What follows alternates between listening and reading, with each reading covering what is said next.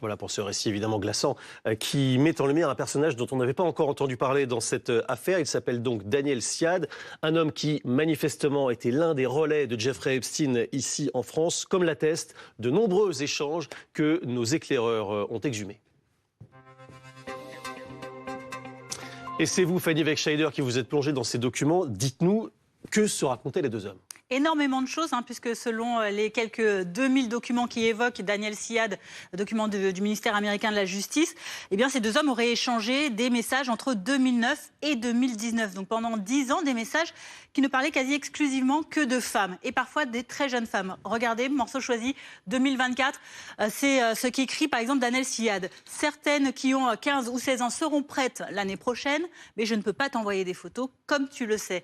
Autre message également, à peu près la même teneur, même période également, mais dans lequel Daniel Siad se décrit également comme un pêcheur, dit-il, avec accent circonflexe, ça a toute son importance.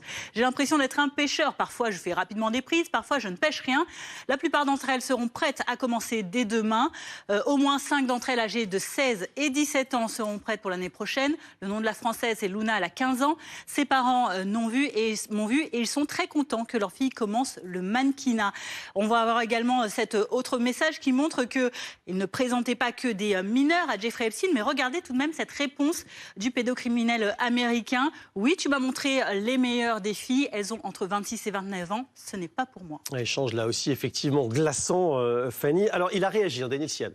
Oui, en effet, puisqu'il a réagi aux accusations de cette femme suédoise dont on a diffusé un extrait du témoignage, en disant qu'il n'avait rien à se reprocher, que ses échanges avec Jeffrey Epstein ne concernaient que des repérages de mannequins, puisque pour lui, Jeffrey Epstein était alors un représentant d'agence de mannequins. Il a ouvert une agence, alors j'ai travaillé personnellement pour présenter des mannequins. Je n'ai jamais présenté de ma vie un mannequin mineur ou pas mineur qui ait été abusé. Voici donc la défense de Daniel Siad hier sur le réseau social X. Et que sait-on sur ce personnage dont on n'avait jamais entendu parler jusqu'alors? Oui, assez peu de choses en fin de compte, puisqu'il a peu d'attaches, on a très peu d'informations, si ce n'est qu'il a 69 ans, qu'il est né en Algérie, qu'il a émigré en Suède dans les années 80, naturalisé suédois depuis.